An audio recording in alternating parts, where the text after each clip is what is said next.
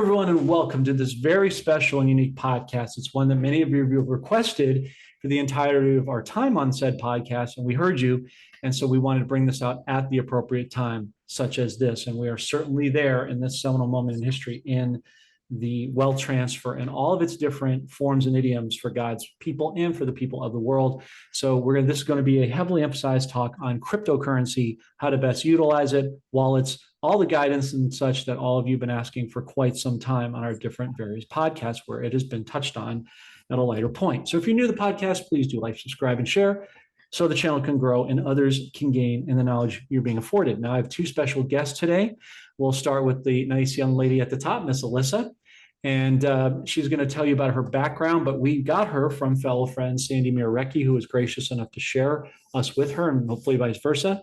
And as I understand, Alysa is the acting governor or the interim governor for the Republic. And so, Alysa, welcome to the podcast. Can you tell our audience a little bit more detail about yourself and what you're doing, please? Sure. So, just to be a little brief, I grew up in New Jersey my whole entire life at the Jersey Shore, and I am married with two beautiful, hardworking children. They're both off to college, and this is my 33rd year. Sounds interesting when I say that, 33rd year in the field of in working in the field of prevention and treatment of addiction services. So that's God led me here because I did not expect to be in the drug and alcohol prevention and counseling field, but I've loved every second of it. And then a little over a year ago, God led me to the Republic, and it was truly God led. I was originally asked to be Secretary of State, interim Secretary of State of the New Jersey Free State. And then months later, Sandy asked me if I would step up to be the interim governor in November of 2024. And I've been the interim governor since. I will say it's been like a roller coaster ride. The Republic for the United States of America has been through a lot, but every leader in this Republic who is steadfast in their faith for God stands true to our word, and we are holding our place. We have had people come and go because they have not been steadfast in their faith. So I'm grateful for that. I feel like I was commissioned by God to be in this role, and I am a prayer warrior. And I feel like that's another necessity of someone who is in an interim leadership role within the Republic. You need to have your full armor of God on. So. Ephesians 6:13-17. I couldn't agree more. And we're honored to have you here. And thank you for that, Alysa, for the explanation. And you were sort of the greasing of the skids, or the impetus that allowed this particular podcast for the cryptos to happen. So I think God did, in fact, use you for that. So thank you. And then, of course, this is one of our very special team members, folks. I've talked about him before. We do this so that you can see we actually do have a team. It isn't just me and my machinations. We do have a very robust team of, speaking of God, godly men and women, like Alysa and many others, who wholly task themselves in helping us to get the truth the best we can and enlightenment out to you folks, particularly in issues like crypto, which is a very specialized niche. And so we are blessed today to have a good friend, brother of mine, a fellow Joseph, where he's going to go by the name of Jon G. I've mentioned him before, who is taking a risk and putting himself out in his comfort zone to do this for all of you, because he wholly feels led, particularly in this department. So, Jon G., welcome to the podcast. And if you could just briefly tell people about your background and how you came to be so passionate about cryptos and getting involved in it. Absolutely, brother. Back in 2009, I learned about Bitcoin. I was working at Amazon at the time, and someone said, well, Bitcoin's at 33 cents. And I couldn't figure out how to purchase it. I remember it being at 33 cents, and I didn't know how to do it at the time. Coinbase wasn't available at the time. And so I went from there. I worked and tried to figure out how to how to purchase cryptocurrency. And follow into 2013, I heard God spiritually, audibly speak to me. He said, John, I want you to start studying cryptocurrency, Bitcoin and cryptocurrency.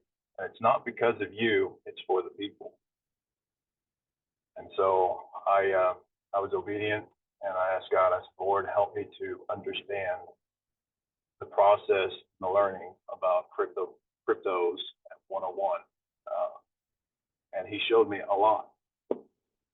So yeah, I'm a faith-based person. I love the Lord with all my heart. I am a Joseph. I want to see people. I want to see families, people financially free, out of debt, and just set free, and to be established in the kingdom, His kingdom. So that's what it all matters. The currency of heaven is the people, and it's beautiful. Anyways, that's about me. I appreciate that. Thanks, John G.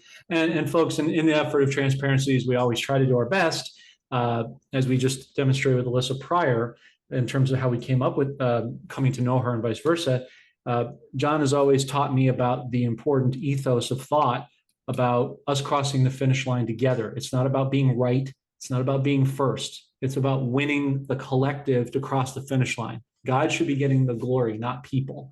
So the Bible always teaches us to be God pleasers, not man pleasers. And he has always exemplified that in the years that I've been blessed to know him. So I'm grateful for him on a variety of levels. So ending the love fest, but also being transparent, we have a slew of questions for you, John G., which I've given to you ahead of time so that we could be properly prepared with the right information, which you were gracious enough to take on. So I'm just going to ask you these questions. These came from Alysa and some of her members. And truthfully, these are questions that we get as a team all the time. So it's kind of an FAQ 101 on-ramping for those of you who are new to cryptos, you've never bought them, or maybe you have a scant few and you kind of don't know where to go from here.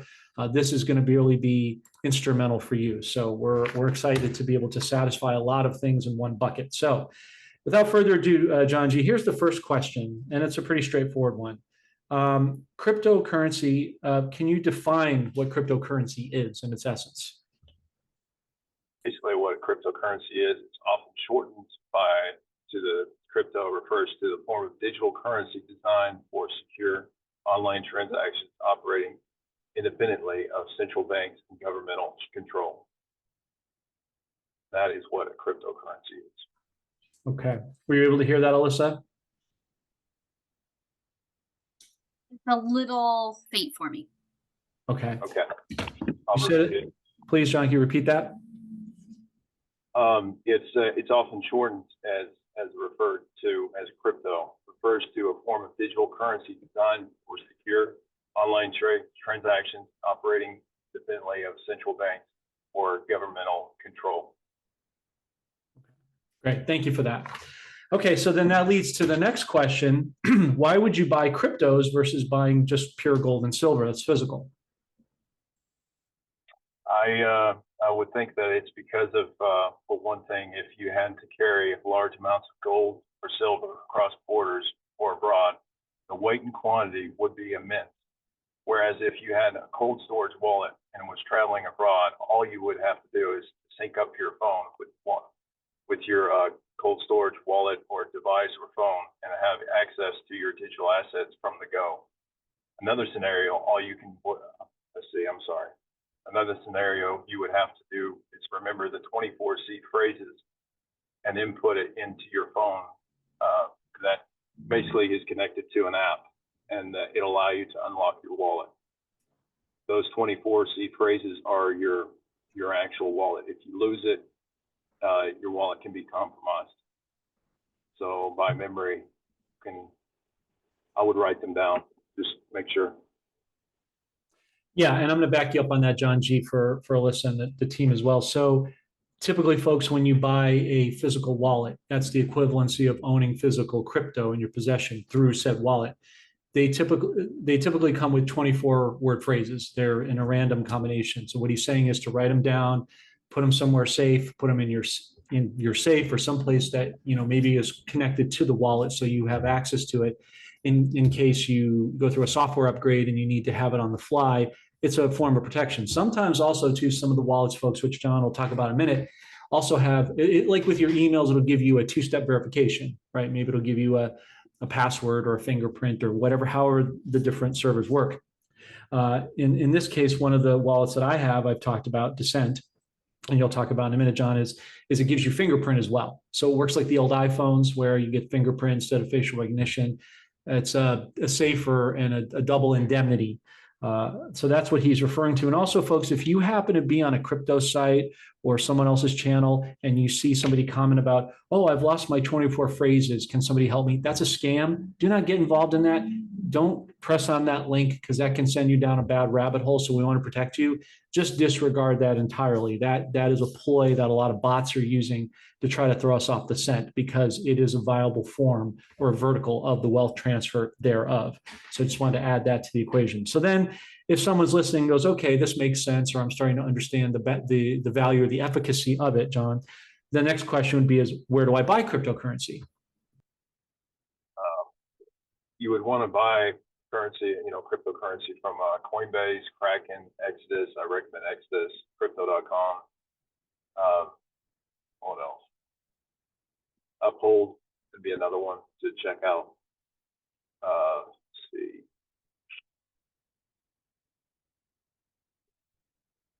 Yeah, I did mention Exodus. Mm-hmm. Okay. That is.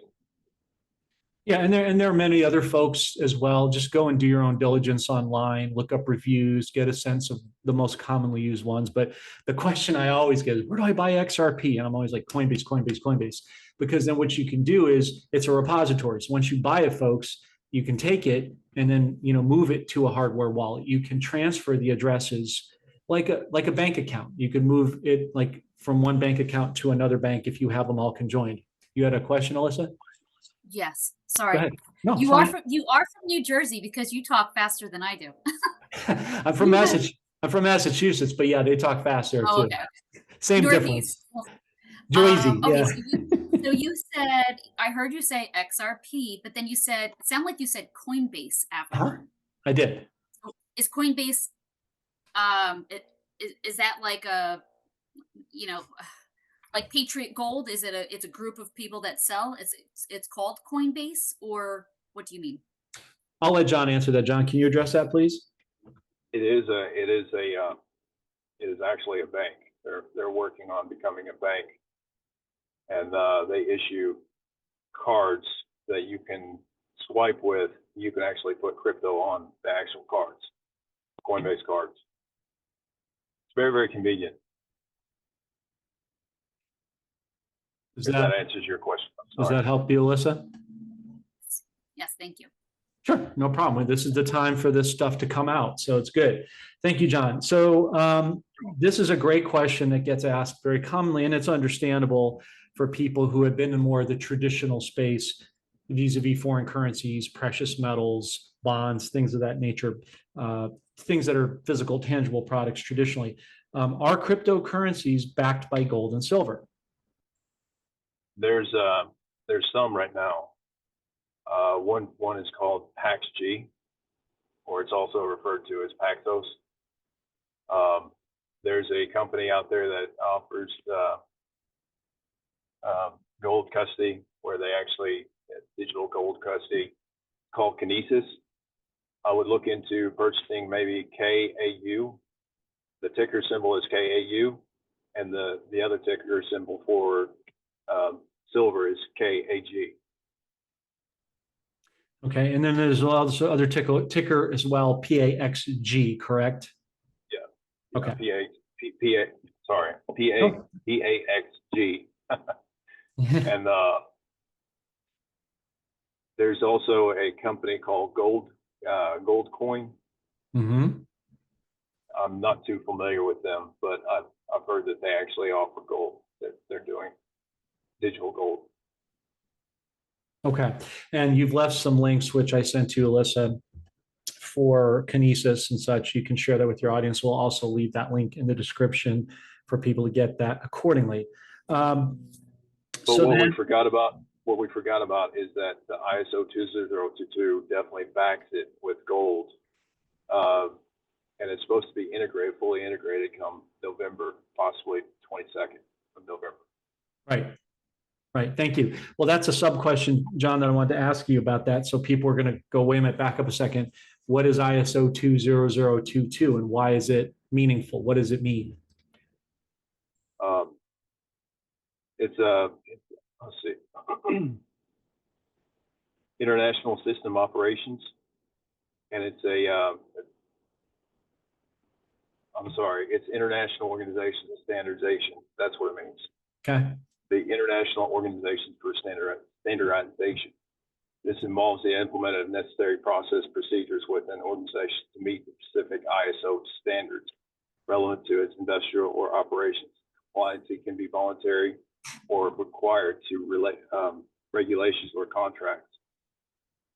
The adoption of ISO 20022 is pivotal for cryptocurrency, aiming to integrate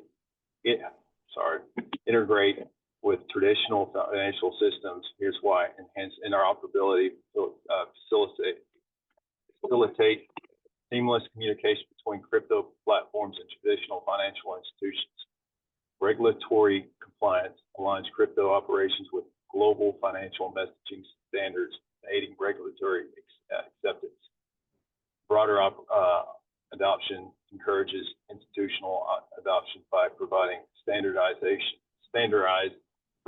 framework of for transactions. And what is ISO 20022 compliant? These cryptos are actually compliant with ISO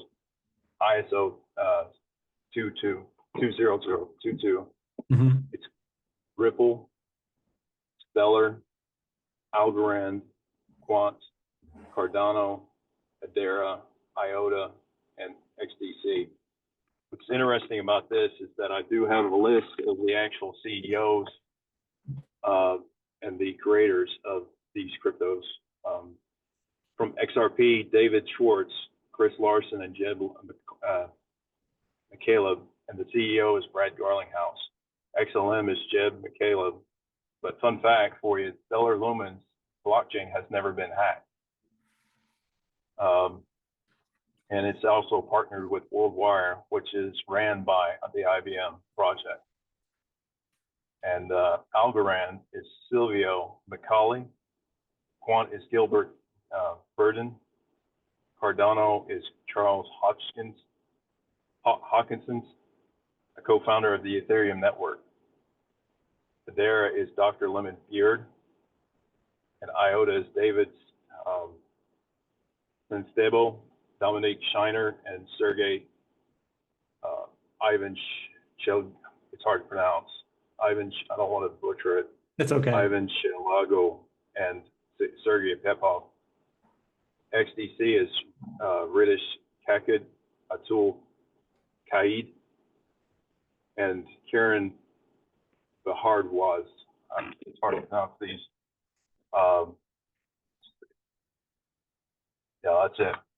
Sure, no problem. Thank you, John. And Ripple, by the way, Alyssa, is just for posterity is XRP. It's the big one that is focused on. They're about to drop this very long Mexican standoff protracted case over the last 4+ years between them and the SEC, which we know is, we talked about on our channel, is wholly corrupt. I've shown articles about that in the past that John's referring to. So that's going to be very important, that currency, because that's literally the gold standard. So it's backed by gold.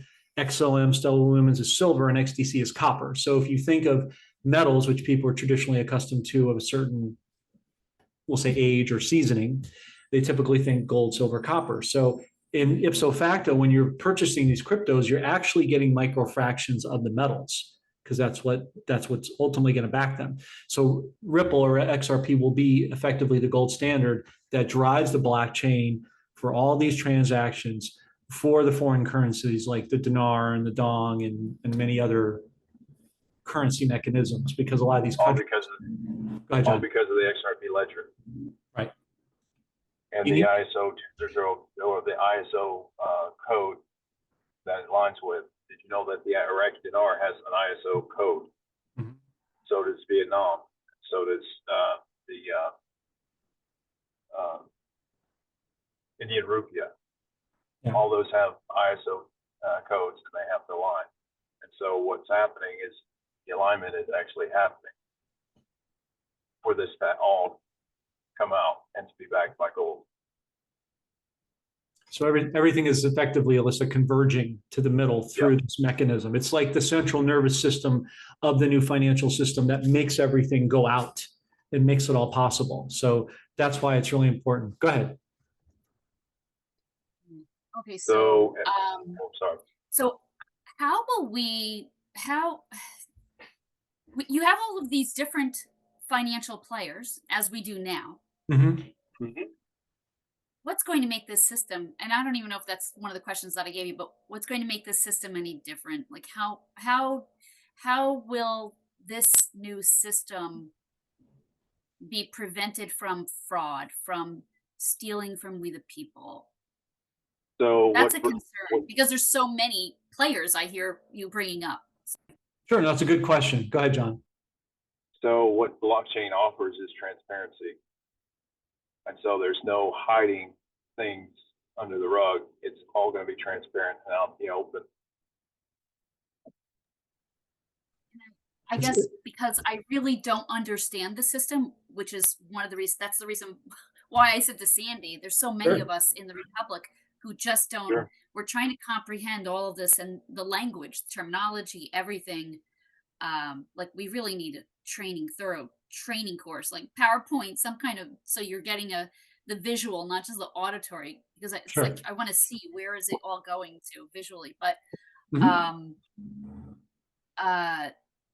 it's like blockchain, right? Like different words where you're trying to relate to where we are now and where we're going to be. I'm trying to visualize it because I'm a visual person. Right. And it's hard for me to visualize because all I see is like, I'm visualizing like this metal, a debit card, basically. That's what I visualize in my head, a debit card, and you're relying upon truly the system, this new cryptocurrency system, not being breached. And that's a concern, which I'm sure that's one of the questions too. Sure. Go ahead, John. So remember how I said that XLM has never been hacked. That blockchain has never been hacked. Bitcoin has the capabilities of possibly being hacked, whereas Ripple and XRP, they can't be hacked.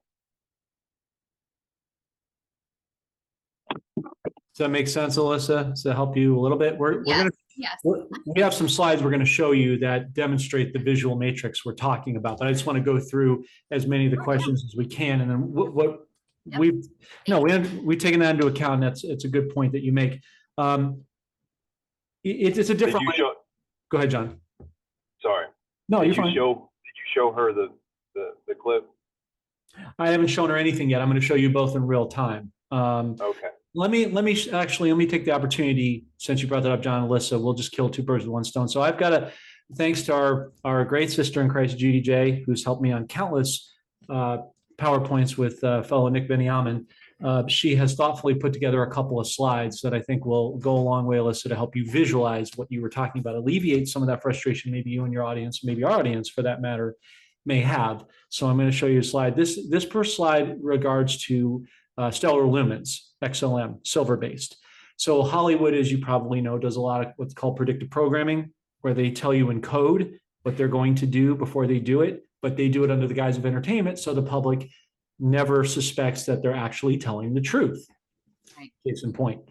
But the new system is going to be very transparent, wide open. So our mafia friends in New Jersey and New York who have notoriously money laundered the Federal Reserve dollar, we all know and loathe, will not be able to do that anymore. It takes that out. Everything's out in the open. So if there's no more pedophilia, there's no more money laundering, all that stuff is getting stripped away. So from a transparency and an efficacy standpoint, this is actually a superior form to what we've known to this point. So it's actually opposite of what you might think, which is why we're here to dispel that. So allow me a moment to pull this up. Please be patient with me, folks, as I pull this up. So this is the stellar limit slide. Let me know when you can both see it. I can see it. Okay, great. So I'm going to start this from the beginning. This is Kathy Bates in a movie that was done not terribly long ago. Let me try to get it from the beginning here. Let me know when you can see the slide. And last thing this administration needs is for a couple of has-been vaqueros to make that program look anything less than stellar during this economic crisis. Not if your ears are working. And unless did you guys catch that? She said Yep. stellar. I'm gonna play it one more time because I want to make sure everybody can hear it because I think it's that important. So pay close attention, folks, to what she says right in the middle of her discussion to the gentleman in this movie. We'll go again. and the last thing this administration needs is for a couple of has-been vaqueros to make that program look anything less than stellar during this economic crisis. Not if your ears are working. Less than stellar in this economic crisis. Did you catch that? They just told, Last thing we need is less than. right, but they told you in code what's coming. And this was probably 10, 12 years ago, this movie came out, whatever it was, somebody will anally fact check it. But the point is they told you in plenty of time. So I'll play some other PowerPoint clips in a moment, Alyssa. I just want to be able to keep this pushing so that we can get as many questions out as possible. So we'll get back to that. John, do you expect in the near future that we will use cryptocurrency, or will this take some time? I think that we'll definitely use it. I think it's here to stay, honestly. I think one of the reasons why you just can't. So you have a fabric. The money is made out of fabric, right? Does that make sense? So you can't put you can't put in a specimen on a dollar. You know what I mean? Like that, like COVID-19. They were trying to introduce the digital infrastructure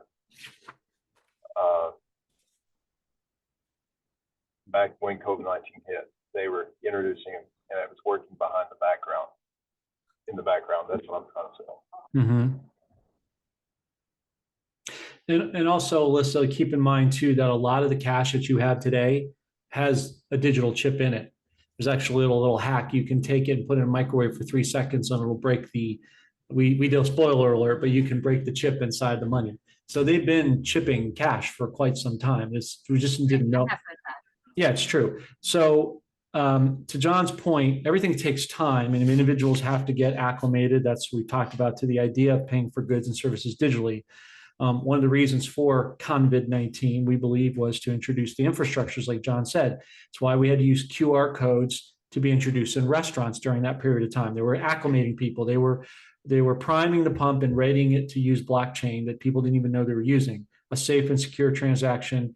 Again, full transparency. The new powers that wanted everybody to be unbanked to be banked. So you would basically become a BIYOB, or be your own bank. The whole point of this is for us to move away from traditional banking and become our own central bank. Now, people might say, oh, but I like going to the bank.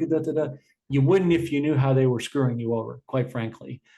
This is going to become a peer-to-peer. So example, simple as, Alyssa, you and I do business together. Maybe I consult with you for child care management or something, one of your many areas of expertise, being a mom, as I will be a new parent one day. And so I want to know from you, what's some hacks that I can use, and you will teach me, and I will pay you, and I will pay you directly from my account to your account without the need of a bank through this system, eliminating the middleman of Venmo, PayPal, which goes through a third party. It's like Venmo, but your Venmo. So it's just peer-to-peer, and we can do it in a fraction of a second instead of a wire transfer or a next day transfer. With the bank is just holding on to making money on fraudulent interest because they make no products or services.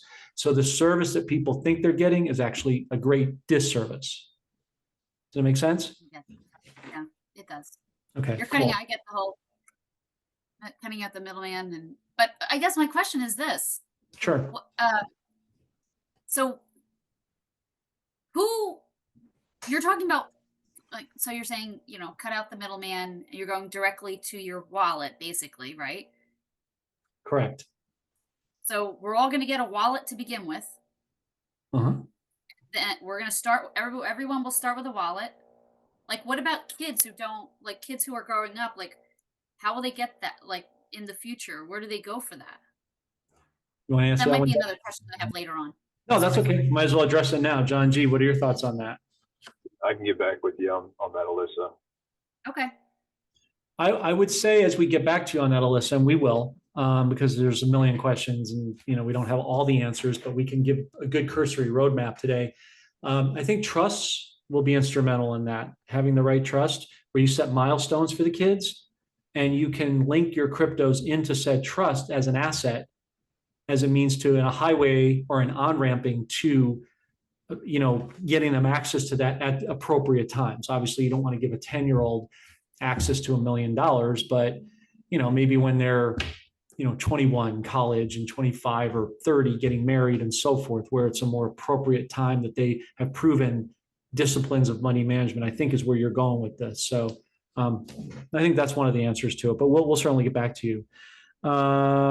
Where can we do research, John G., on cryptocurrency creators and the assets, if any, behind the currency? I would recommend you definitely X as a great platform to do research on your own about these cryptocurrency creators on cryptos. Also, you definitely need to check out CoinMarketCap.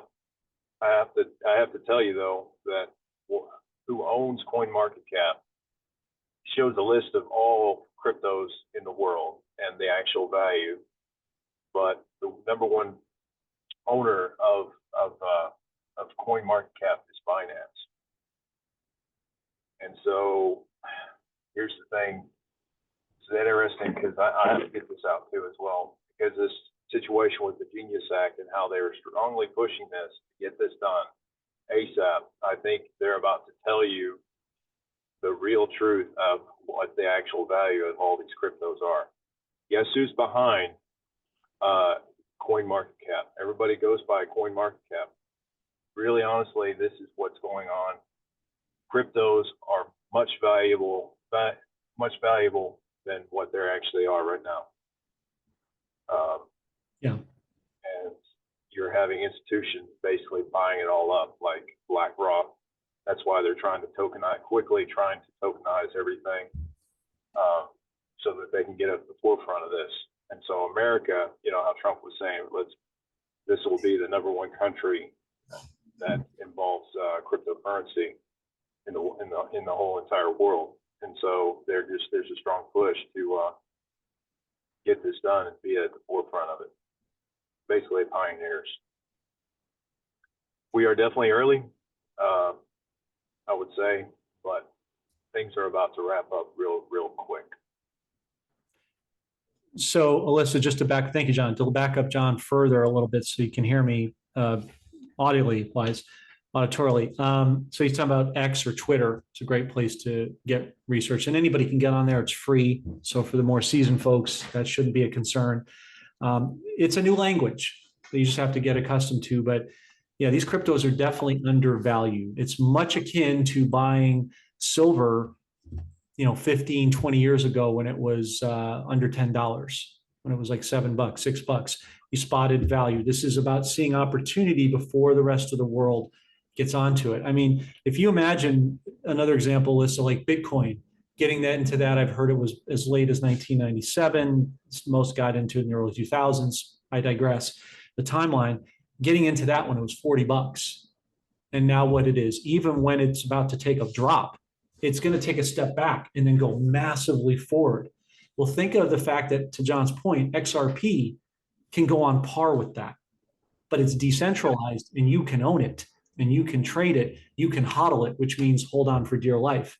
You want to treat these cryptos much like you would people would tend to do with their pensions or 401ks, retirements, where they stockpile them, or precious metals for that matter, you got to be in the long game. But the great thing is this podcast is literally timely because you're right in the nucleus of the sweet spot of this getting ready to take off before it goes. Because once this case ends, with Ripple and SEC, and it's about to. We have the back wall is the 15th. That's roughly 9 days away. We don't think it'll take that long, but let's just go with that. In less than a week and a half, they're going to drop the case. You know what that means? That means XRP is probably going to go between $10 and $30 right out of the gate. And then it's just going to move. You know, we don't know. It could be $30, 50, 100, but it's going to start moving up like silver's doing, but even more. What is it now? XRP, I'm going to take a look right now. And on Exodus, which is an app that John mentioned, great place to buy it. I have my Exodus wallet. I'm not going to show you the amounts, but I can show you here, Alyssa, if you look. If you look, Alyssa, you can see it's right on my phone. So you can see it's at $3.01. So that's a good buying opportunity, like silver. Silver dipped down last week, and it's moving itself up to almost $38. So you treat these like precious metals because they're backed in part by precious metals. Just buy the dips and then hodl, hold on. And you just continue to move yourself up the mountain in these incremental phases. You know, you take 2 steps back to take 5 steps forward. It's that kind of what they call a cup in hand or a cycle movement.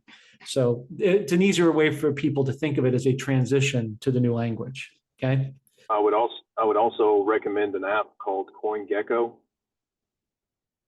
It allows you to check out the actual prices of cryptocurrency. Allows you to do the actual conversions from fiat to from cryptos.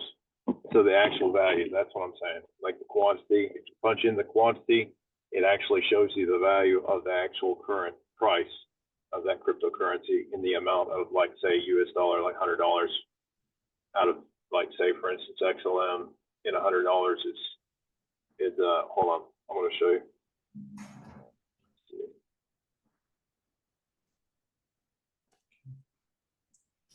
We'll still go through the questions, Alyssa. I just want to give John time to be able to articulate that for you. So $100 will get you 200, almost 250 in XLM.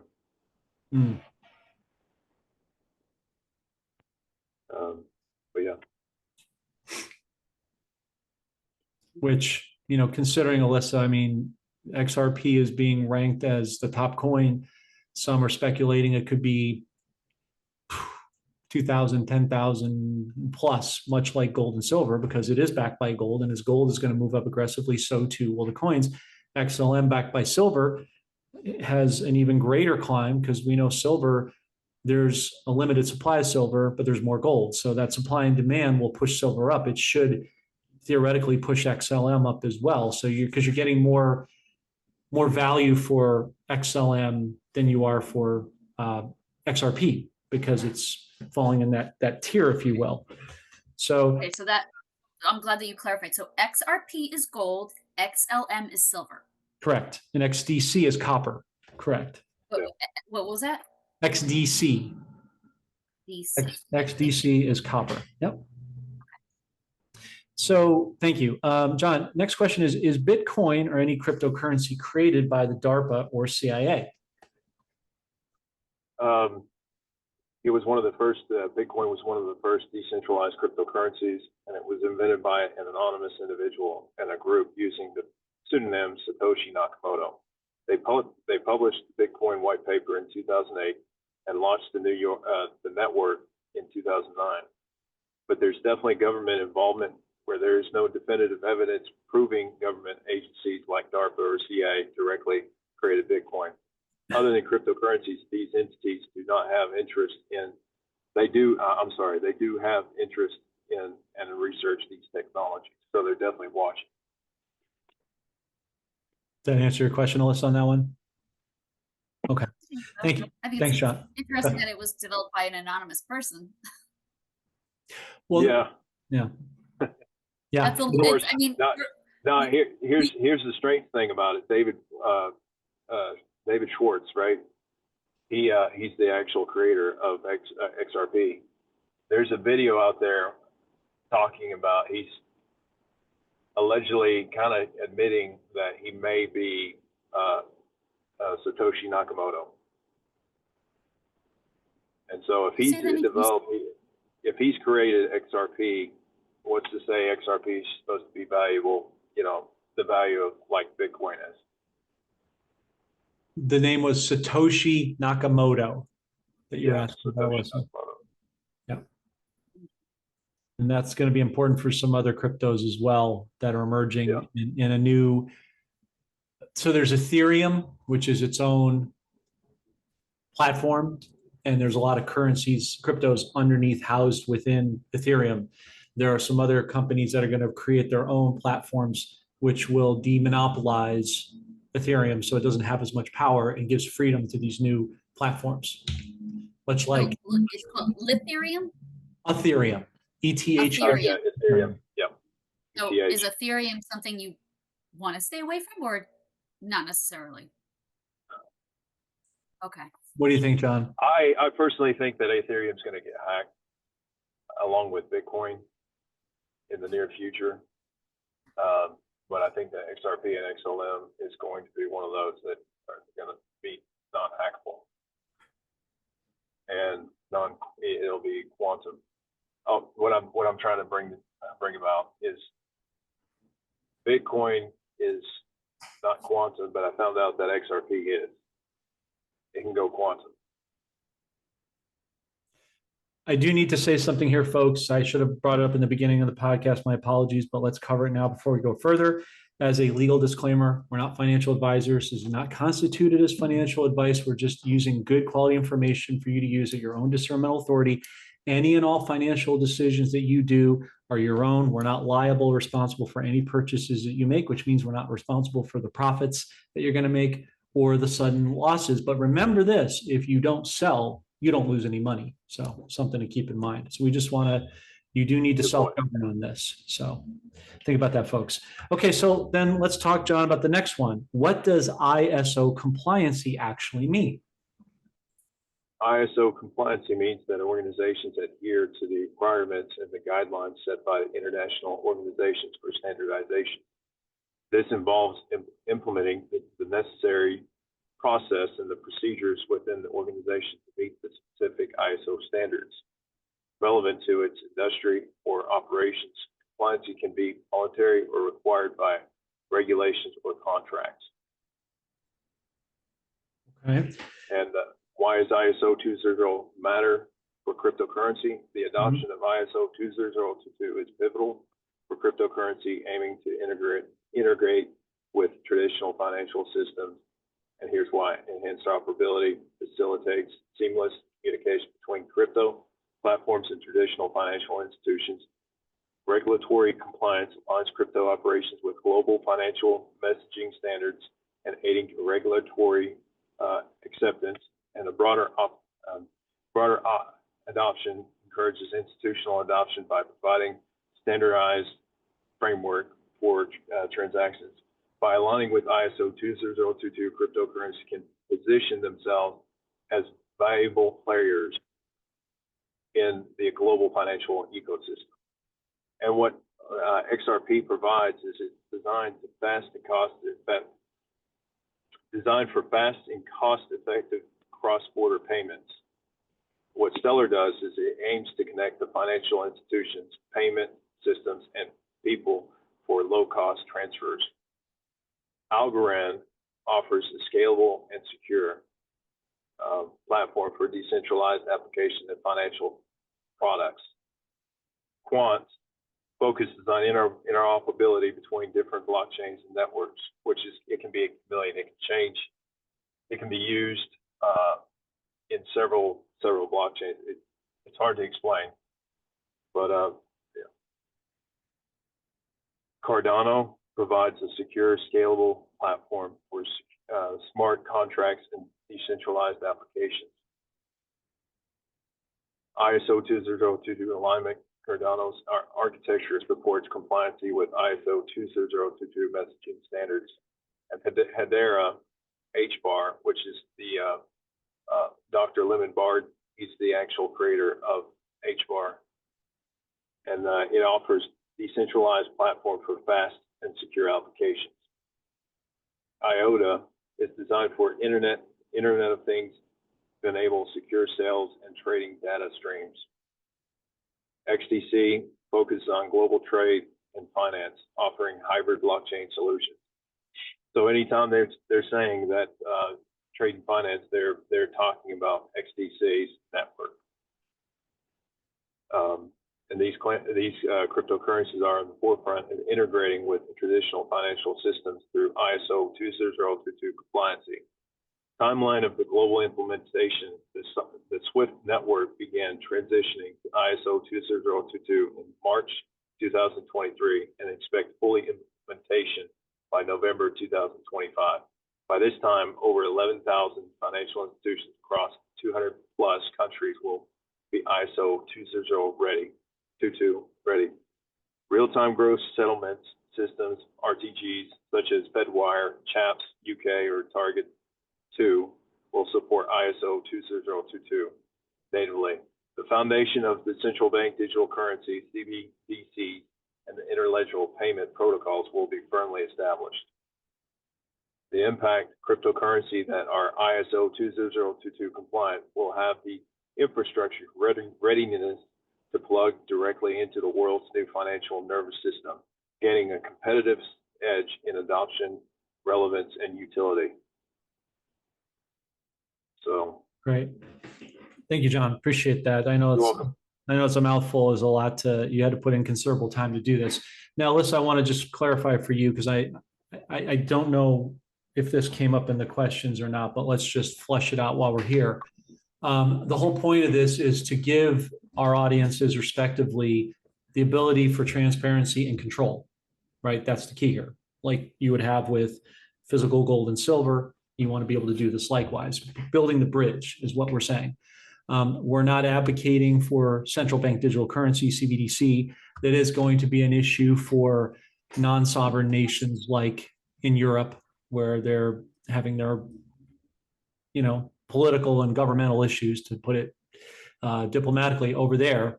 And as much as we're afforded the leadership here in America, because as we go, the rest of the world goes.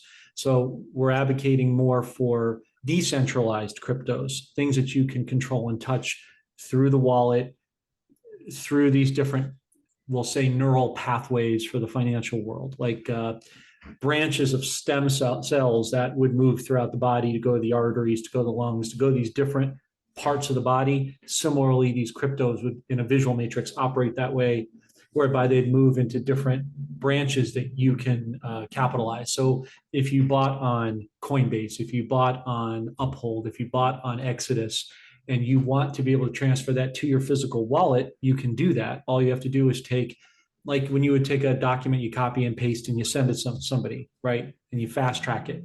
Similarly, you would do this with that. You would copy the address, send it from the origin point. Let's say it's Exodus. You bought an Exodus. You want to feel better having in your physical wallet. Then you would take that address, copy, send it to your physical wallet, and it's there in a very short period of time, depending on how much you have. And now you have physical possession off-site storage, if you will, away from the main channels, if that's a concern for some people who really like to have a tight reign of control. Does that make sense? Somewhat. Alysa, sorry. No, go ahead. Alysa, are you familiar with Lance Wallnau? Yes.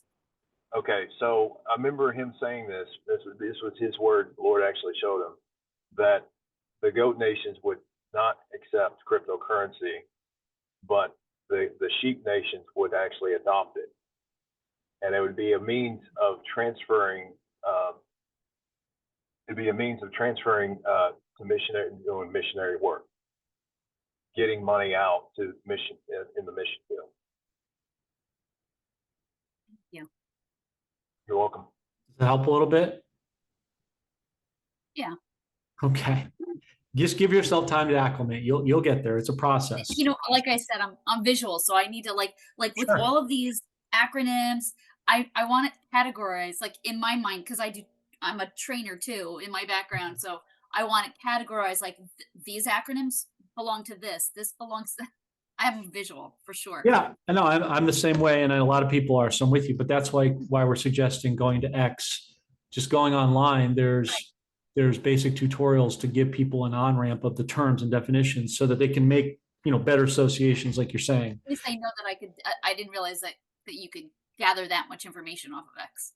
Oh yeah, yeah, yeah. There's a lot. You'd be surprised. Okay, so next question, John, is, and this is a protracted question, but in the simplest terms for people, what is the inherent difference between XRP and Bitcoin as you see it?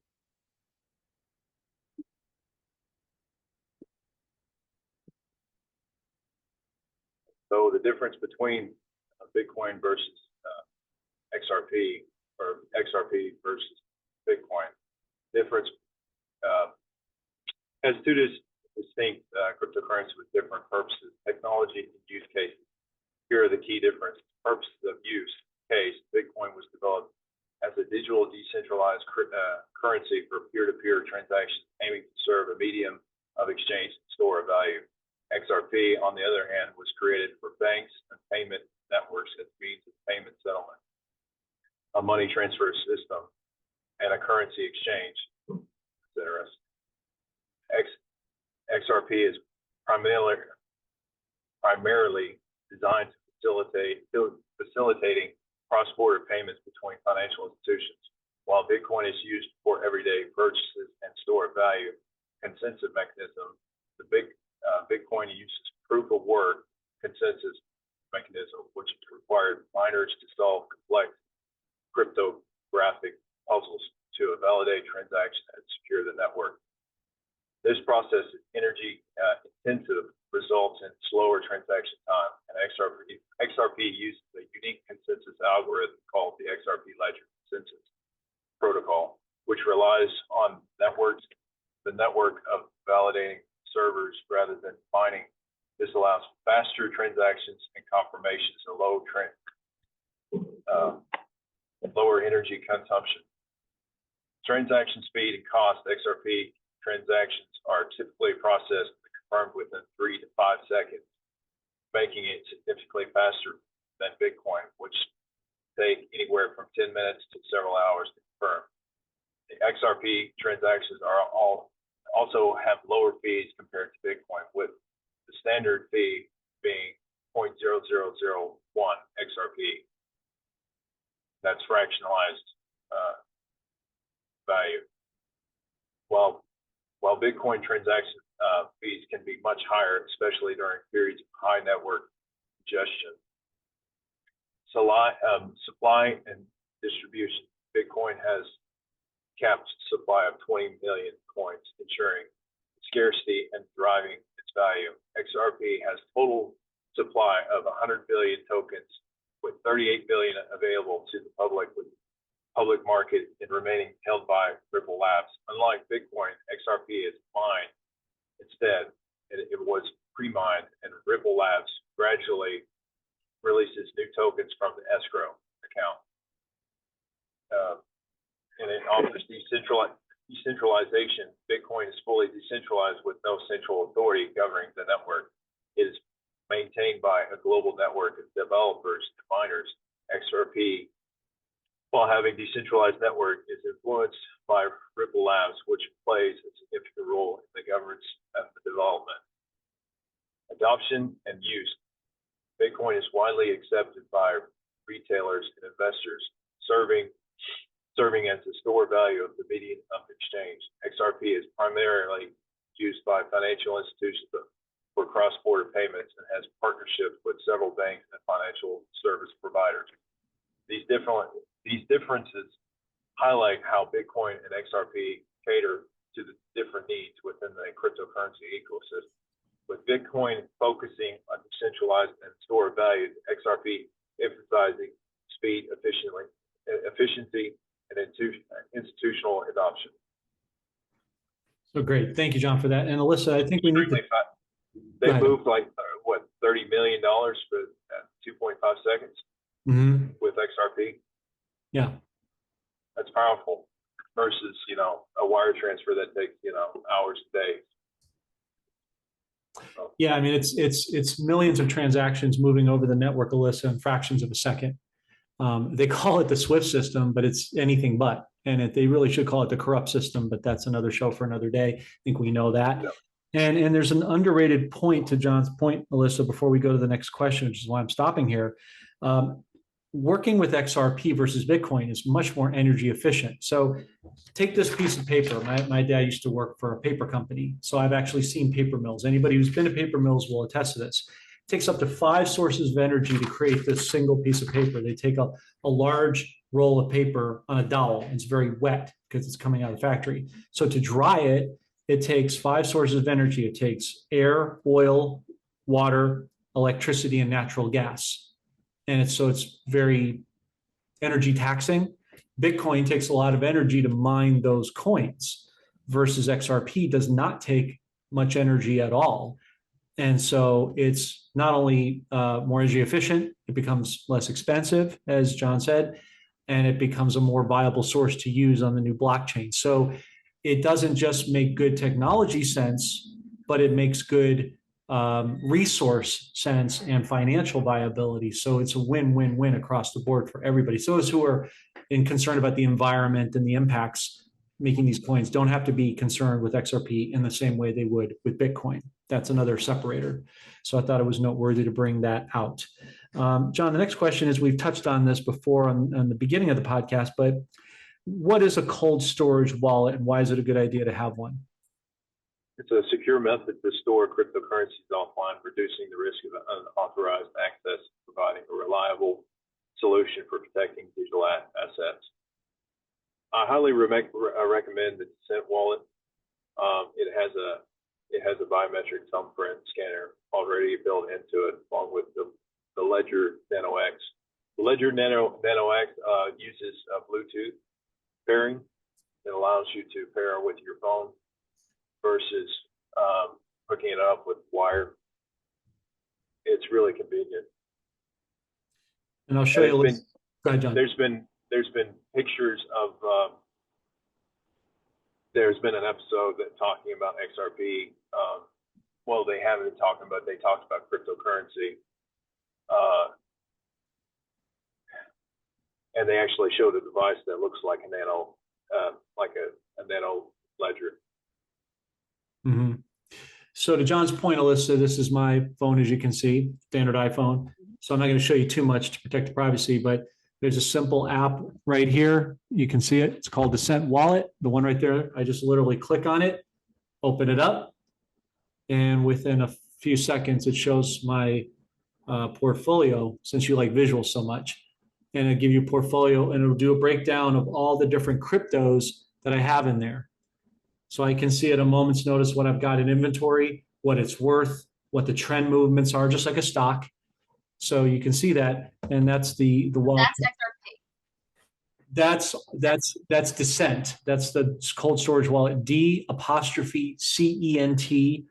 I believe it's Descent. You can look it up online, descentwallet.com. They're based out of Korea. They do a DHL 3-day ship. They have great customer support, given how far away they are. Every 2 to 3 months, you can expect a software upgrade, much like with iPhone or anything like that. Nothing unusual. And so they're adding new ledgers from all these different companies and cryptos that are coming out. So if you want to take advantage of them, they're incorporating it in the library. So do you think, like you mentioned iPhone, do you think that we're, like they talked about having a quantum phone? Mm-hmm. Mm-hmm. So will everyone, I'm diverting, sorry, but That's do all you right. think everyone will get one of those, or is that something that you could do in addition to an iPhone or a Samsung or whatever? I'll let Jon G address that.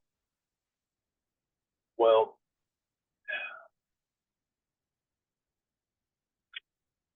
your data is very valuable, and so I think that they want to issue that out.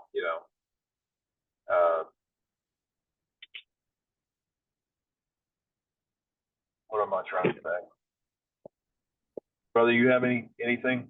Well, I think if I'm interpreting what Jon's saying, Alyssa, is that he's talking about the Q phone. I think that's what you're talking about, the quantum phones. I think that they're going to have a vested interest in making sure that everybody gets access to one. So whether I'm speculating here, I just try to best way I can answer your question, whether it's a Q phone or a Tesla phone or maybe a combination thereof for people, they're going to give access to people the ability to get these phones as a roadmap to make it, easy for everybody to get access to it. So yeah, most likely that's what will happen. But so, all right, so then will people, because the way that I originally understood it a few years back was that the Q phone would replace your iPhone, your Samsung, your regular phone that you have today. Mm-hmm. Correct. You think that's okay? All right. Yeah, I mean, I think initially they're talking about Apple bringing in all this business and all that, but I think that's more of a short-term front to a longer-term initiative. It's taking power away from the companies and giving it back more to the people, because every one of us has, these different accounts that we've never known we had access to, and the phone is a device as an on-ramp to getting access to that, as a thoroughfare or a freeway, like you would use with the GSP, Garden State Parkway, or New Jersey Turnpike, as different access points to get to your destination. And I think the phones will act in a similar capacity. Does that help a little bit? Yep. Okay. Next question we have, John, is what happens to our cryptocurrency if we lose power? Good question. If the power is ever lost, cryptocurrency operations can be affected depending on the scale, the duration of the outage. For individuals and users, losing power means they can't connect access to the digital wallets and connect transactions. As most crypto platforms require electricity and internet connectivity, however, the actual cryptocurrency holdings remain secure on the blockchain, as the data is distributed across multiple nodes around the world. In this case, it's localized power. In this case of a localized power outage, the Bitcoin network and other blockchains will continue to function where there is power. Miners and nodes in areas with electricity will keep validating transactions and maintaining the blockchain. However, if the outage is global and prolonged, the network will halt, as no new transactions can be processed, and the miners will be unable to operate. Keep in mind, if there is one computer running in the world, the blockchain is can still be saved. If the power is restored, the network will be resumed from where it is left off, and the blockchain will continue to function normally. It is important to note that while the blockchain itself is resilient, users need access to electricity and in the internet to interact with their funds. In extreme scenarios, such as a global power outage caused by a solar flare or an attack, the immediate impact on cryptocurrency will be similar to other digital systems. However, once power is restored, the network would recover, assuming the blockchain data is not lost. For users, it is advisable to have a backup solution, such as a hardware wallet or paper wallet, or to ensure access in their funds in the case of a power outage. Additional alternative energy sources like generators or solar power can help maintain access to the network during outages. In summary, while power outages can disrupt access to cryptocurrency, underlying blockchain technology is designed to withstand such disruption, and the funds remain secure as long as the network is not permanently destroyed. So in other words, Alysa, think of it like you would have a generator at your house in case the main power goes out. Think of it as having for lack of a better term, a digital global generator that this stuff is all backed up on. And just like your phones have backup memory, so too do the wallets and so forth. So like you said, as long as there's one computer on, it gets salvageable. So there's redundancy systems, like most companies have multiple servers for redundancy in case they go out. They've built this intelligently with mind to compensate for such a potential issue if there was a electronic meteor power outage or a solar flare or a cyber attack. In some cases, it's manufactured, of course. If they manufacture it, they have an antidote for it. So hopefully that helps you a little bit on that. I did hear you say paper wallet, and then what was the other one? Was it digital wallet? Yeah. Oh, I thought you said paper wallet. I was No, what? Digital wallet. Yeah. Okay, sorry. So you said digital wallet, but then, so if I'm understanding both of you correctly, it almost sounds like having an external drive in a way. So your paper wallet is connected to a QR code, which is connected to your receive address, if that makes sense. And it allows you to. Trust me, I'm going to do my research. Yeah. Yeah, yeah. So this is where the world's going. You can't stop it. Yeah. It's, it's like when you're sending a transaction to a receive address, you have to take a picture of the QR code. And what's in that QR code is the receive address, so that you can send your cryptos over. This will be more apparent to you as time progresses. It'll get a lot simpler too as well. So, okay, I'm going to just ask this question real quick. Mhm. Let's say there's the electricity goes out, EMP, whatever happens, right? I don't think that will happen, but let's say it's gone for an extended period of time. It's like a week now, and people need to receive supplies, whatever.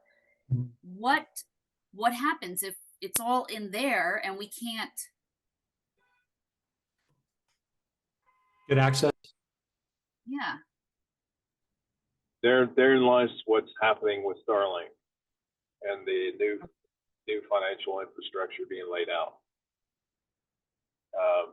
Working with mesh networks.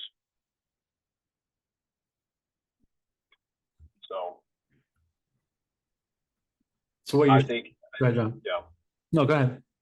they're probably going to use the Stellar blockchain or the XRP ledger. Something they're going to use that. I don't think they're going to use the Bitcoin's blockchain.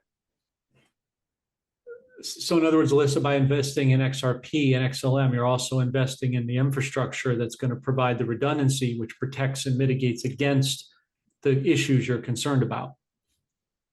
Keep in mind that XLM has not been hacked ever. Yeah. So Go ahead. Alysa, are you familiar with the World Economist magazine 1988? With what? The actual cover of the World Economist magazine 1988, the actual cover of it. Have you seen the picture of it? No. It shows a phoenix rising up out of the ashes, and at the base of it, it shows currency going up in flames. And what it's wearing is a golden medallion, and it says, "Get ready for world currency." This has been in the And making for a very long time, obviously. That was back in 1988. Yeah. But 36 years ago, they were telling you. Yeah. I know I've spoken to people within the Republic, outside the Republic, who have been waiting a long time for this.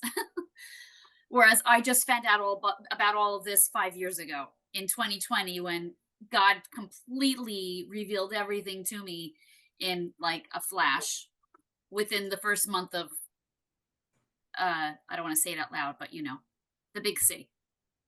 Yeah. Right. Right. I meant 37, 36, 37, under 40 years ago. They've been telling us for a considerable period of time is the point. So then the next question, John, is should people have multiple wallets? It just depends, because it varies.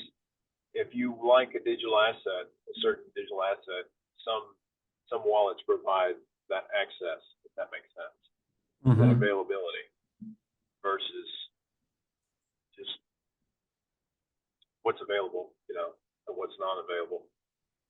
It just depends. But I think as time progresses, they're going to make it a lot simpler for people to have access to get access to. That's what I'm saying. Yeah. And so this is a good opportunity, Alyssa, to talk about diversification, which goes back, predates or pre-qualifies your previous question about what do you do if there is an EMP or a solar flare or a cyber attack. This is where having different, like we say on our channel, if you've seen, become your own central bank, right? Hold foreign currencies, hold bonds, exotic bonds, cryptos, precious metals, land, assets. So if you need to get supplies, and there is such a thing, you can use precious metals for barterability in the interim of these shifts, should something happen. back to what he's talking about, not having all your eggs in one basket. Similarly, you should have diversification of your assets so that, having some paper cash on hand, again, having, junk silver, which everybody in your audience, my audience, can understand, the barterability in the effect of there's an interim point. You'll be able to take advantage of, if you're X% of society that's holding it when others are not, you can move through the system and transition. Again, this is another vertical of the wealth transfer, the crypto side. So we think it just behooves people to onboard themselves, because like you said, it's going to happen whether you're ready or not. The sooner you embrace it, the easier it's going to be. And I think you'll actually be able to take advantage of it if you know how to leverage it properly. But then the precious metals will help mitigate your concerns with that. So again, right, if you have that in hand. Well, diversification, versatility is the key with cryptos and with the other things, if you have it in hand. Right. So it's another way to combat it, basically. You can't keep it all in hand. I mean, if you have, you've got like thousands of dollars of it, you can't keep that in hand. But Are you talking about physical cash, you mean? I'm talking about physical gold and silver. Right. You're right, which goes back to his point. Having cryptos is like having fractions of gold and silver that you don't have to physically carry on your person. But a lot of people I interview seem to think that it's when you're buying cryptos, it's gold pegged and it's not gold backed. That's not true. It actually is gold backed. They just don't understand it. It's cognitive dissonance. They haven't made the connection that everything is intercorrelated. It's not this or that. It's everything working in synergy or in concert. So let's see. So John, what is a ledger? It's a place to record transactional data, basically. That's the term of the ledger. That's what a ledger is. Are you talking about a cold storage wallet? Is that what you're asking? It's connected to that, yes. Okay. So, so basically, you're taking the ledger of what you bought: XRPL, XLM, Quant, Shiba Inu. It's also representing a treasury. It's also it's been representing as a treasury. Interesting. The whole fortune. Mm-hmm. Okay, so it's basically a like an online bank account, Alyssa, where you can move it into that wallet. Like you would take, as an example, Chase, Wells Fargo, and you have these accounts linked, and maybe you have it linked to your mom or your parents, and you want to move money back and forth that way. You would be doing that, but with cryptocurrencies and not a bank account, because you would become, in essence, your own bank account. So this is good for people for autonomy and freedom's sake. Where would people get these wallets, or how would they go about getting them? I would recommend that you purchase from the actual site instead of like Amazon, because Amazon has been shown to have like third-party affiliation or something like that. But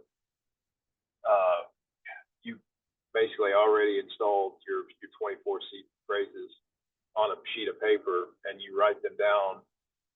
Someone's already done that. That's what I'm saying. Like they've already had access to your ledger. That's what I'm trying to say. Mm-hmm. And so it's best to have it from the direct source, like the direct website of the actual company that distributes those type of cold storage wallets. So like, for example, Descent Wallet, descentwallet.com, or another one, Trezor or Razor, Trezor.io. And I've given this to Alyssa in the Q&A so you can share the video. And we'll put all this in the description so people can get to it through the Q&A. It's all encapsulated in that. So let's take it more, John, to a rudimentary point, just to make sure I've got everybody on the same page. What exactly is a seed phrase? Seed phrases are it's a list of words that are consecutive. They're very unique. They're separate from one another, but they're words. They're just typical words. and you have to put them in to unlock your wallet. You have to put them in order from 1 to 24. So, say for instance, if you have a mind that's just brilliant, if you have a great memory, you can memorize those words and go across border, and then get you an actual ledger, and then punch in that information. You'll have access to your wallet. You'll have full access to your wallet. If you lost your ledger, as long as you don't forget those 24C phrases, you'll always have your wallet. That's what I'm trying to say. Okay, thank you for that. Make sure that you don't copy it online, because that's you can be compromised. Make sure that you put it in a safe or a vault. Make sure that you write it down and just keep it safe, away from prying eyes. Exactly. So much like Alyssa, if you have your home internet, let's say with Verizon or T-Mobile, you get the cube, and you look on the back of the box, and it usually has a four-word phrase that associates the password. Think of it like that for this. It's the same kind of mentality or process, if you like. Should we store our cold storage wallets, John, in a Faraday bag? And what is a Faraday bag? A Faraday bag is just the prevention of an EMP attack on some type of device. Say, for instance, your cold storage wallet or your phone. There's a company out there that's called Mission Darkness.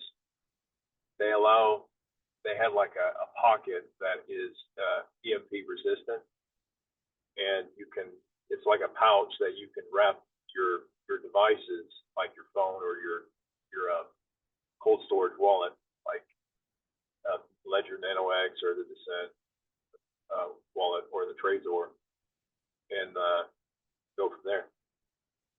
Just keep it out, make sure that it's in there all times, because you never know what's going to happen. It's just good, safe precaution. Appreciate that. And that goes back over. Go ahead, Alyssa. So he's saying, so basically you would want, does it look like a credit card? Like, is it the size of a credit card where you would just put it in like a credit card cover? Faraday? No, it's more, it's kind of big. Not a fanny pack. I could say probably just like a billfold. It kind of looks like that, but you kind of just wrap it up, stick in the device, and just wrap it up, because it's interlaid with, I want to say it's like some type of aluminium. Mm-hmm. You talking about the Faraday bag? I think it's silver for some reason for Faraday bags. Yeah, it might be silver. It might be aluminum. I do have one Faraday bag for my phone. Okay, so know. Yeah. But I'm saying I do recommend Mission Darkness. The CIA and the FBI actually use Mission Darkness. I'm trying to think I know I looked that up. I can't remember which one I have. It's in the other room. Because I know Mission Darkness was definitely one of them that I had looked up for it. I've had it for a while. I've had it for a few years. Wonderful. I mean, basically, Alyssa, the Faraday bag is basically, it's about this big, depending on the size you get, right? They come in different sizes. Come in different sizes. If you just put the wallets are small. The wallet is it's like about the size of a Tic Tac box, about that big. Okay. The plug just goes in there, and you just put put that in the bag, as you know, and that also mitigates the EMP attacks you're concerned about. So if the grid did go down, it's not going to effectuate that in any negative way. So a bit more peace of mind. That's why he's recommending it. That's definitely different. Faraday is different from the RFID. Yeah, it is. Yep. Do we need to be? Sorry, go ahead, Alyssa. No. That's what I was just saying, just to stipulate that. Sure. No, it's a good question. Do we need to be concerned with what networks we connect with when using or buying or storing cryptocurrencies?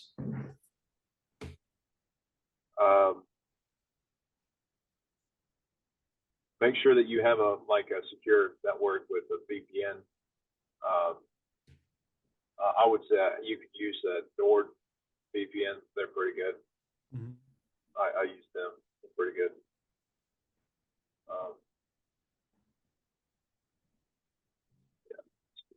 And you want to write it down all the time and store it offline only for your eyes. Yeah. So Nord, N-O-R-D, VPN, just in case you couldn't hear them, is a pretty secure place to do that as far as VPN is concerned. And last question for today, John, because both of you have been so gracious with your time. I appreciate it.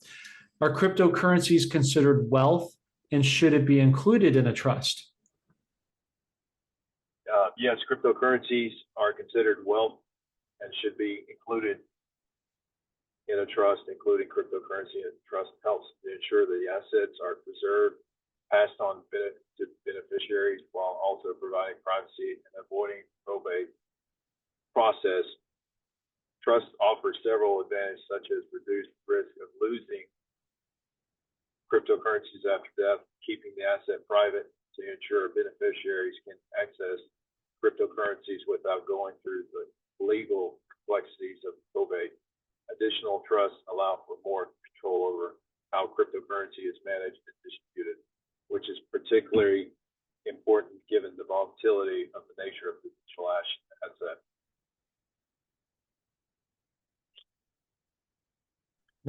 Nice. Thank you for that. You're welcome. So, Alyssa, at this point, we've gone through what you asked for on the general, or I should say specific FAQs of the 101s of cryptos. Before I go to the last slides, I promised, is there any other questions that you would like to ask, or anybody's want to know? No, I'm okay. I'm good because I know I want to focus on whatever it is that you have.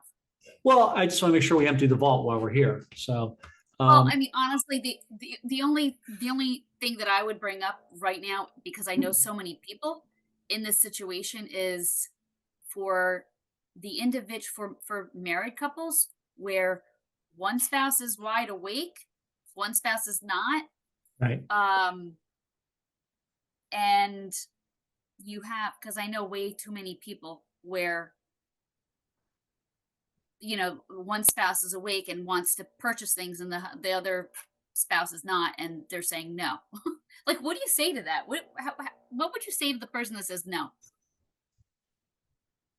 That's a tough question. I mean, that's one we get all the time. You and I have talked about that offline. John and I have talked about that. I mean, I'm just going to shoot you straight, as always. And we're in a season, and I'm certainly not rooting for marriages to fail by any stretch of the imagination, or relationships. But we're going through a great divide in the world, right? We're going from light to dark. It's biblical. We're going from light to dark, lies to truth.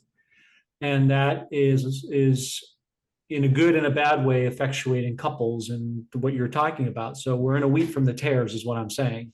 And we both agreed on that. So I would personally, if you're asking me, I'll ask John as well, pray about it. If really, your question is multifaceted. Were we talking about a couple that's both Christians, one isn't?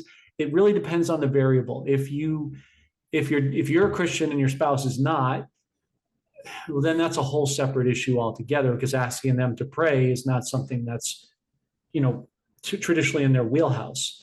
I think you just have to pray, a person watching has to pray on their spouse's behalf and pray for intercession that God would come through. But God, even himself, is not going to interfere with people's free will, and people have a choice at the end of the day. So you do your best and let God do the rest would be my recommendation. What are your thoughts, John? What was the question? I'm sorry. I lost track of thought. Alyssa, can you repeat the question for John, please? So I know a lot of people in this boat where where one spouse is awake and, wants to buy, whether it's, precious metals or it's digital currency, whatever it may be, but the one spouse is completely not aware of really what's going on, as much as one spouse might be telling them. They're not listening. So, one of the things that John, you and I had talked about the other day was, you had said that it's really not that much money. It's not that much an investment. Like, what could we share with those people to give them hope on, like, well, they can do it. They can make it happen. How do they make that happen?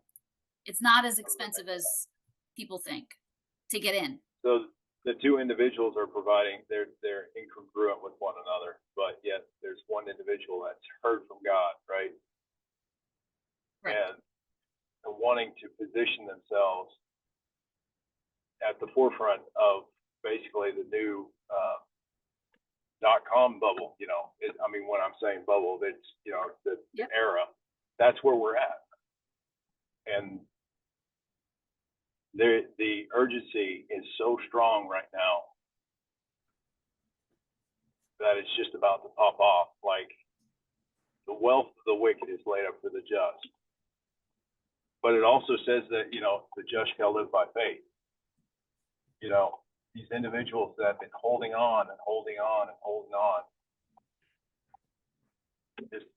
It's a faith walk, And so I think everybody just needs to get on board, because this is where the world's going. That's all I got right there. One last question. I'm sorry, but Yeah. is there an age requirement for purchasing digital currency? Like a minimum age? A minimum age. Like, could a 17-year-old, a 16-year-old purchase digital currency if they have their own resources? If they can they? Yeah, I think there's age of accountability, like 18, right? Or when you become adult, they say, are you to open an account? But I think it would have to be by parental guidance, if that makes sense. Okay. Supervision. Yeah. Right. Yeah. And according to, because that's where we're going back, is the parental guidance. That's what God really, wants to do, And same as, if a person is homeschooling their kids, they're learning by the parent, that makes sense. Although 17-year-olds can be recruited by the military. True. Yeah, and vote and whatnot, or 18 basically. I see what you're talking about. Yeah. I want to circle back to your previous question, Alyssa, because I think we didn't quite cover it enough that can satisfy what you're saying. But you asked for ideas or strategies of what you can do with a spouse if they're not on board, right? Maybe appeal to their sense of logic. I was thinking about as you guys were talking. I had a teacher once that told me, if you think education is expensive, think of the cost of ignorance. In 1929, when we had the Great Depression, the crash, people often don't know their history, so they're doomed to repeat it. Therefore, they don't realize that 1% of the population during that time flourished and prospered, when unfortunately the rest suffered because of, as the Bible says, we know, my people perish for a lack of knowledge. That's why we're doing these podcasts, because we don't want that on our watch. We're thinking about the long-term ramifications, the annals of history that this will hopefully leave behind for the betterment of society and the public, et cetera, the kingdom of God. So maybe appeal to their sense of simple things. If your spouse goes out every day, I'm just making an example. If your spouse goes out every day to Starbucks and they spend, I don't know, $5-6 on a latte, that's $25 to $30 a week. That's $100 to $125, $140, whatever dollars a month. If they just cut back on that and made coffee at home, they could reinvest that money they put into a corporation that they claim they don't like, which is ironic, but people do it because of pre-programming. They could take that money and allocate it towards precious metals and cryptos for $150 a month. And I understand times are tight for everybody, but I'm just making a tangible example. For $150 a month, reallocated from other things, cut back on this, what you don't need.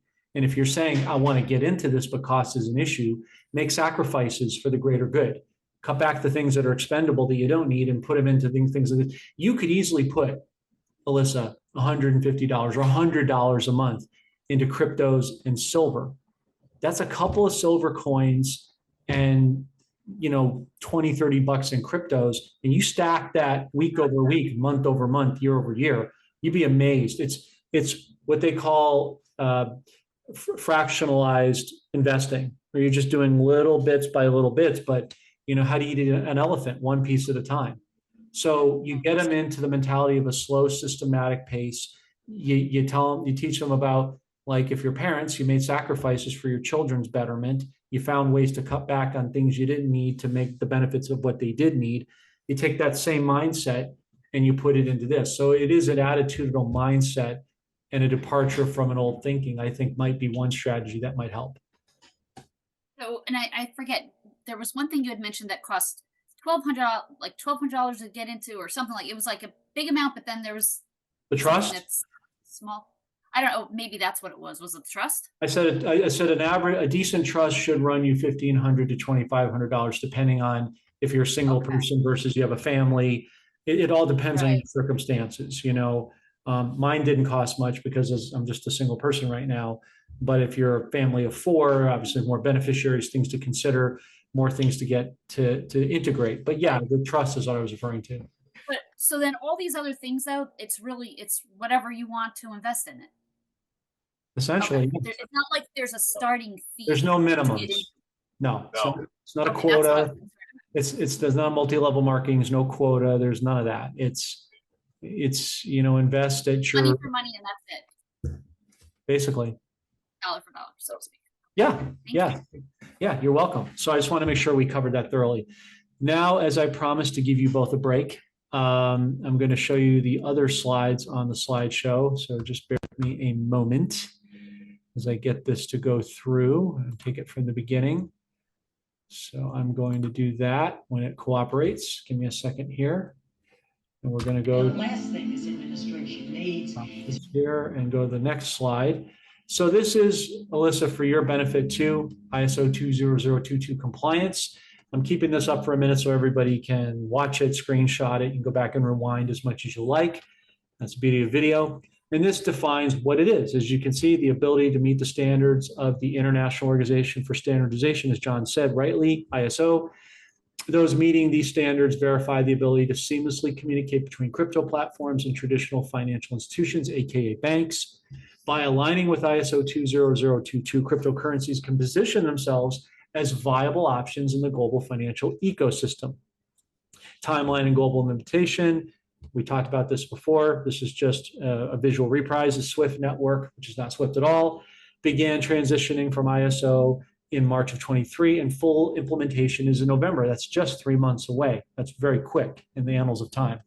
By this point, over 11,000 financial institutions, banks, financial companies, Schwab, Fidelity, companies like that, across 200 plus countries, that's pretty much the entire world with the provinces, will be ready.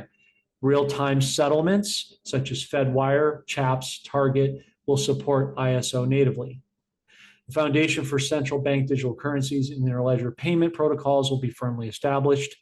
And again, we're talking about owning decentralized cryptos like XRP, not necessarily playing their game. They have to show you in real time so you can see it and decide accordingly. Impact cryptocurrencies that are ISO compliant will have the infrastructure and readiness to plug and play directly into the new financial nervous system, as we talked about before, gaining a competitive edge in adoption, relevance, and utility. And these are some examples that John talked about: Ripple, XRP, which is Stellar Lumens, Algorand, Quant, Cardano, known as ADA, Hedera, HBAR, IOTA, known as MIOTA, and XDC, which is copper. Okay. So you're investing in not only precious metals and microfractions, but the overall blockchain ecosystem, essentially. Oops, sorry, let me go back to that. Now here we go. So you can see, Alysa, the visual you wanted before, so everybody can see it. So right there in front. And here on X or Twitter, X Finance Bull, they don't want you to see this. XRP means gold. HBAR means platinum.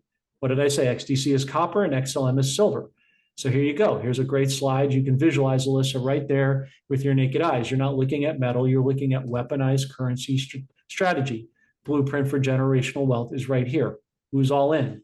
And here's what the blockchain looks like. So you can see XRP here underneath gold, XDC silver, of course, HBAR copper, and XLM, copper and HBAR with platinum. But you can see how they intersect each other. And I'm not personally a fan of ETFs, but they are an option. And you can see what they look like for cash flow vehicles. So you can see a percentage that you annualize on a return on investment, just like you would get with a stock for those who are accustomed to that modality of buying. Digital assets, purpose-driven tokens. You can see here, again, I'm just going to leave this here for a moment. Asset class purposes, and then structural components. So you can see how the ecosystem in its essence works and correlates together quite nicely. And that pretty much takes us through the slides that you wanted for visual matrix, which again, you can go visit at your leisure and watching this podcast as much as you like. Are there any additional questions that anyone has? You're muted, Alyssa. Sorry, thank you. That's okay. Yeah, no more questions. This was great. Thank you. I will definitely be watching this over and putting it at a slower speed and taking copious notes. Sure. Most definitely, without a doubt. Well, I would expect no less in getting to know you and your gravitas, knowing Sandy. So that's good. And I would imagine your audience and our audience should and will do that respectively. I think they'll appreciate this. Oh, yeah. So as I always do, Alyssa and John, you both know if you watch the podcast, Alyssa, I'm going to put your links in the description if somebody wanted to contact you in terms of this and or joining the Republic in New Jersey. But for posterity, where can people get a hold of you? Well, technically, we use the Republic email, which is new, NEW_Jersey at republicfortheunitedstatesofamerica.org. That's the direct line.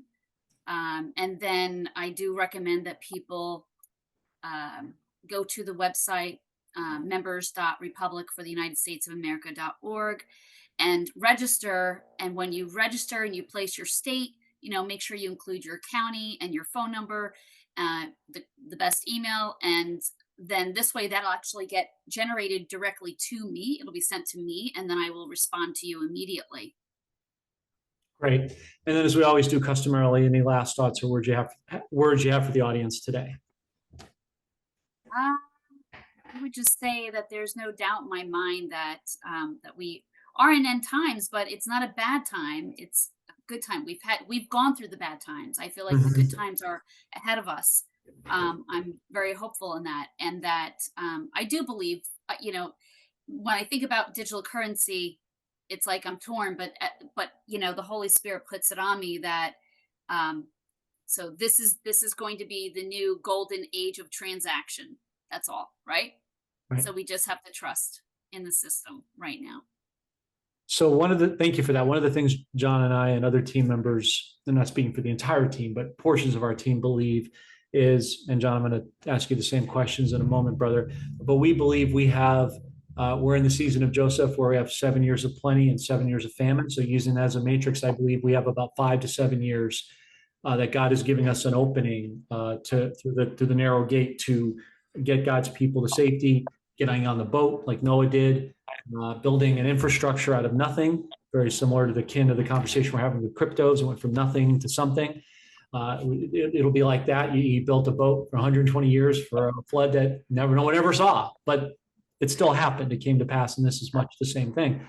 So we believe, therefore, based on biblical historical perspective, we have about 5 to 7 years before there is a famine. So that's why we're encouraging all believers and competent, quality people watching the podcast to get on that proverbial boat, take advantage of this while you can, because if you miss out, you don't want to be that person down the road that says, I coulda, shoulda, woulda. Now, again, maybe God doesn't have it for you, and that's fine. But for those who do, who are open to the notion of becoming their own central bank, this becomes a very critical component, of that. John, I know obviously you're not going to put yourself out publicly or anything like that, but I will ask you last words that you have for the audience. And one thing I am recommending, I mentioned this to you, Alyssa, offline. If you folks watch this podcast and you feel like you're enough of a self-starter and you can do it on your own, great. But if you need additional guidance or you want that hand-holding support, I will tell you that I trusted John with my own personal accounts and portfolio. He helped me set everything up years ago from soup to nuts because I didn't know much about it either, and I had to on-ramp myself, and I'm pretty good with technology, but this is its own, as you know, animal.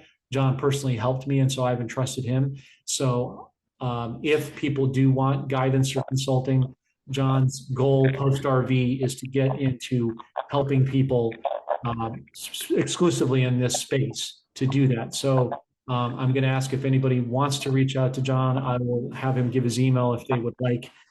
consulting on a one-time or an ongoing basis. Again, I don't have any skin in the game. I don't benefit this. This is to help him and to help the people collectively so that we're clear.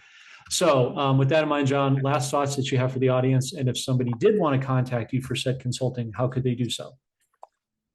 Sure. If someone wants to reach out to me, my email is teamgenesisau@gmail.com. And I pray that everybody seeks God because He is the true treasure. And like I said, it's all about Him. Yeah. 100%. Well, I appreciate that, brother. And I know this was a leap of faith for you. And I know we. Oh yeah, this is definitely a start for me because I've had a fear of public speaking. It started when I was really young. The enemy has really tried to stop me in that department. I definitely do have a story to tell. I want to share my heart with a lot of people. I know that I'm going to reach a lot of people. It's all in due time, brother. And, Absolutely. Jon, can you repeat that email again? Because I'm not sure I'll leave the link in the description, but just so they hear from you. Team TEAM Genesis@au.com. Okay, so teamgenesis@au.com, Alysa, if you want to share with your audience. And again, we'll leave both of your links in the description as well as the Q&A here so that everybody can go, because all the links for all the different wallets and everything, as you know, Alysa, was stored in there. So we'll be very forthcoming with that. Jon G., Alysa, thank you for joining us for this wonderful, informative, and necessary podcast at this time. We appreciate your support, and we look forward to talking with you in the near future. Thanks so much. I appreciate it. God Both bless. of you. I appreciate both of you. Likewise. God bless everyone.